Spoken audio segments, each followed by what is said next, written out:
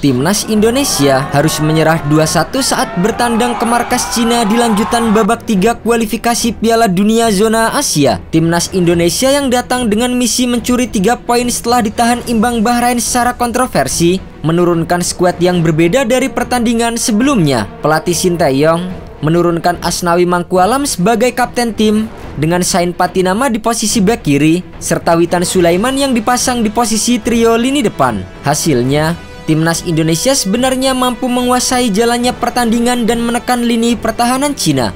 Flashscore menghitung 76% penguasaan bola dipegang oleh Timnas Indonesia. Namun, Cina dengan begitu cerdik mampu memanfaatkan beragam kesalahan pertahanan Timnas Indonesia. Akibat kesalahan sendiri, Timnas Indonesia harus kebobolan lebih dulu saat pertandingan berjalan 21 menit lewat gol dari aksi Behram Abdueli. Dalam proses terjadinya gol, Sain Patinama terlalu gegabah karena tidak membuang bola di samping gawang Timnas Indonesia. Alhasil, bola dapat dicuri oleh pemain Cina sebelum diselesaikan oleh Abdueli menjadi gol pembuka. Tertinggal 1-0, Timnas Indonesia kembali melancarkan serangan. Namun bukannya menyamakan kedudukan, gawang Marten Pas justru kembali kebobolan. Kali ini lewat striker Cina Zhang Yuning yang terlepas dari kawalan. Skor 2-0 untuk Cina bertahan hingga jeda. Tampil kurang memuaskan dan sering melakukan kesalahan, pelatih Sinteyong langsung melakukan 3 pergantian di babak kedua dengan memasukkan Tom Haye, Rizky Ridho dan juga Marcelino Ferdinand. Hasilnya, Timnas Indonesia masih tampil dominan di babak kedua. Namun, buntunya lini depan membuat gol yang dinanti tak kunjung tercipta. Masuknya Pratama Arhan di babak kedua akhirnya membuka hasil bagi skuad Garuda. Lewat lemparan roket andalannya, Timnas Indonesia sukses memperkecil kedudukan menjadi 2-1 lewat tendangan kaki kanan Tom Haye. Sayangnya, tidak ada lagi usaha yang berarti dari Timnas Indonesia.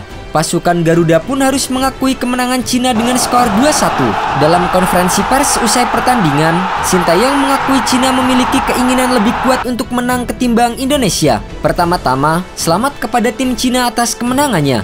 Kedua tim menunjukkan keinginan untuk menang, dan tim Cina memiliki keinginan yang lebih kuat untuk menang daripada kami. Dalam kesempatan itu, Sinteyong juga membeberkan faktor kekalahan skuad Garuda dari tim Dragons. Menurut pelatih asal Korea Selatan ini, Indonesia kehilangan fokus dalam bertahan.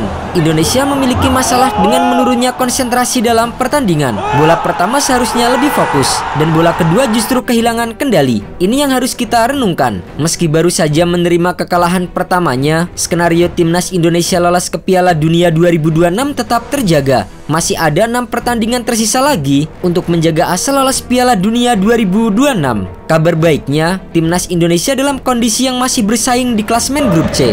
Timnas Indonesia saat ini tertahan di peringkat kelima dengan koleksi 3 poin.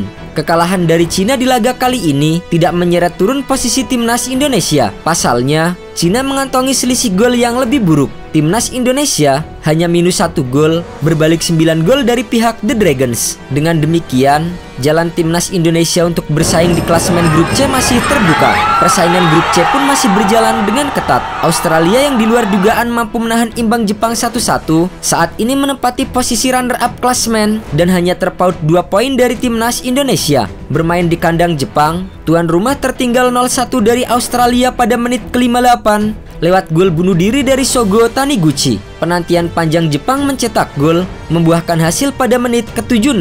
Kali ini, gol Jepang tercipta lewat bunuh diri Kamerun Burgess. Sementara itu, di pertandingan lainnya, Arab Saudi juga bermain imbang melawan Bahrain yang membuat poin keduanya sama dengan Australia yaitu 5 poin. Secara statistik, timnas Arab Saudi jauh lebih dominan ketimbang Bahrain. Arab Saudi mencatatkan 65% penguasaan bola berbanding 35% milik timnas Bahrain dengan hanya terpaut 2 poin dan masih menyisakan 6 pertandingan grup C. Artinya, timnas Indonesia masih punya peluang untuk menembus posisi kedua jika memenangkan pertandingan. Hasil imbang Arab Saudi versus Bahrain membuat kedua tim hanya mengoleksi 5 angka dan berjarak 2 poin dari timnas Indonesia. Dengan demikian, masih membuka peluang Garuda bersaing dengan kondisi tersebut. Sejalan dengan itu, masih ada 6 laga kembali yang bisa dimanfaatkan timnas Indonesia. Jika ditotal, ada 18 poin maksimal yang dapat diraih oleh tim Merah Putih. Andai timnas Indonesia meraih 4 kemenangan di laga kandang dan hasil imbang saat bertandingan tandang, maka total 14 poin dapat didapatkan dari 18 angka maksimal. Catatan tersebut bisa membuat timnas Indonesia otomatis lolos ke putaran final Piala Dunia 2026. Timnas Indonesia mengoleksi 17 poin di klasemen akhir grup C kualifikasi Piala Dunia 2026. Adapun jika ditarik lebih jauh, Sintayong pernah meloloskan Korea Selatan ke edisi Piala Dunia 2018 dengan total 15 poin. Saat itu, poin tersebut didapatkan oleh Korea Selatan untuk lolos sebagai runner-up grup babak kualifikasi. Namun untuk mencapai 15 poin, timnas Indonesia wajib bekerja keras karena lawan-lawan di grup C tentu tidak akan memberikan poin begitu saja. Banyak sekali permasalahan yang harus segera dibenahi oleh timnas Garuda, terutama posisi lini serang dan juga fokus dalam bertahan. Timnas Indonesia saat ini dihuni oleh pemain-pemain top Eropa. Namun, belum ada chemistry yang terjadi di antara para pemain tersebut. Selain itu, otak-atik formasi yang dilakukan oleh pelatih Sintayong juga seringkali membuat permainan timnas Indonesia terlihat lebih buruk. Belum lagi, sifat individualis para pemain timnas Indonesia yang seolah ingin menonjolkan dirinya di lapangan masih menjadi penyakit yang belum terselesaikan.